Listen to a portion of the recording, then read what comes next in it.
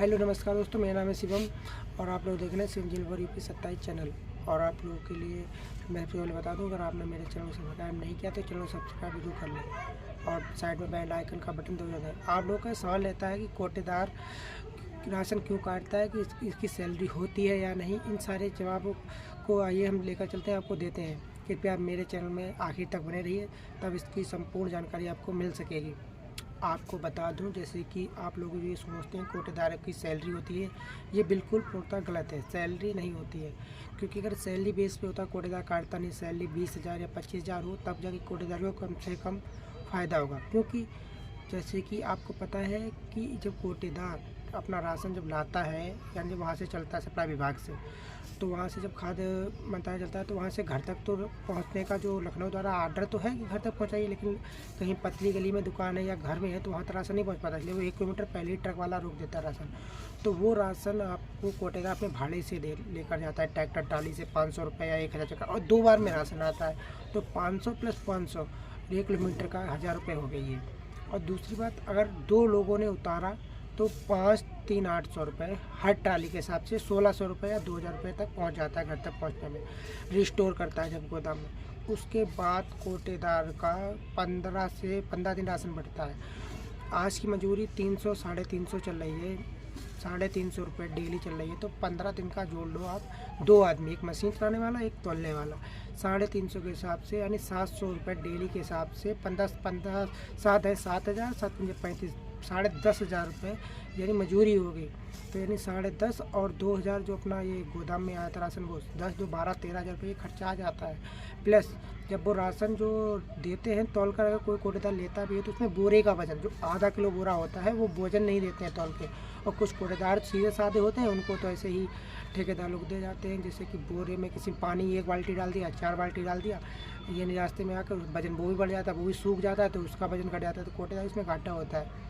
और 1,500 रुपये या प्रमाण पत्र के नाम से अवैध वसूली की जाती है अपने सप्लाई विभाग द्वारा। 1,500 2,000 कहीं 1,000, जैसे जितने राशन कार्ड के हिसाब से वसूली की जाती है सप्लाई विभाग में। और शिकायत आ गई तो 400-500 रुपये उसमें भी देने, 1,000-1,500 अपने अपने हिसाब से जितना सप्लाई इंस्पेक्टर या कोई भी अधिकारी ले सकता है या ले लेता है कोटेदार भाई से। तो इसी हिसाब से अगर देखा जाए तो सैलरी कुछ नहीं बचता है और कोटेदार को प्लस गालियाँ ब्याज में मिलती हैं। मशीनी सर्वर चलते हैं आज के समय, सर्वर भी चल रहे हैं, कोटेदार राशन नहीं देता है, वो कोटेदार भाई भगा देता है। इस कोटेदार का भाई भी काम रहता है। आप लोग समझदार हैं कि कोटेदार लोग का भी काम है, अब उनके बच्चे हैं और खेती बाड़ी है। तो कृपया ध्यान दें कि सर्वर ये लखनऊ की समस्या है, इसकी वजह से कोटेदार मजबूर है। और आपको बताते चलो कि उसमें भी कुछ नहीं मिलता है, ठीक है, कोटेदारों को वो भी घाटा है एक हिसाब से। उसके बाद जब कोटेदार का स्टोर हो जाता है राशन, उसमें भी कुछ सड़ जाता है, गल जाता है, वो भी कोटेदार को झेलना पड़ता है।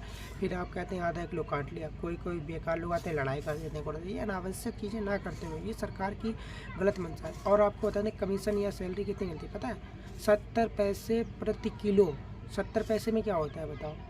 कम से कम 2 रुपये हो या 1.5-2 रुपये हो तब जाके कहीं पर पहुँचा। और दूसरी बात यह है कि 2 महीने बाद या 3 महीने बाद या 6 महीने बाद जाकर पेमेंट मिलता है। कभी कभी कहीं 6 महीने हो जाते हैं, कहीं 1 साल हो जाता है, तब जाके कमीशन मिलता है, मिलता ही नहीं है। और एमडीएम और इसका आंगनबाड़ी का तो भाड़ा 2014 तक का नहीं आया, 2001 से 2014 तक का। 2014 से लेकर अभी 24 तक यानी देती ही नहीं है सरकार। 2001 से अभी तक का कमीशन या सैलरी कुछ देती ही नहीं। फ्री में कोटेदार लेकर आए, फ्री में दे, यानी कुछ नहीं मिलता कोटेदार, ये भी अपने भाड़े से खाओ। दूसरी बात, कोटेदार ये KYC हो रही, कभी कुछ योजना चलती है तो ये भी कोटेदार फ्री ही करे।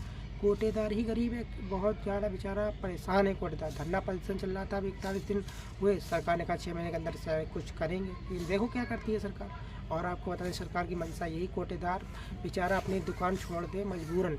लेकिन आपको बता दें कि सैलरी अगर 20,000 सरकार दे देती है अगर सभी कोटेदार भाइयों को मिनिमम गारंटी के तहत हर महीने, तो कम से कम 10,000 रुपये बचेंगे। अगर 20 कम से कम 7-15 दिन वेतन तिथि आती है तो 300 के हिसाब से 350 के हिसाब से 2 मजदूर लगते हैं, 700 10-12 हज़ार तो वैसे 7-8 हज़ार जाके कोटेदार को बचेगा अपनी मजदूरी निकाल के। तो इस तरीके से कोटेदार मिलता है, लेकिन बचता कुछ नहीं है, ना कमीशन ना सैलरी, कुछ नहीं मिलता है सर टाइम्स, क्योंकि अगर कमीशन मान दे तब भी फ़ायदा है, लेकिन 70% में क्या होता है, कुछ नहीं मिलना।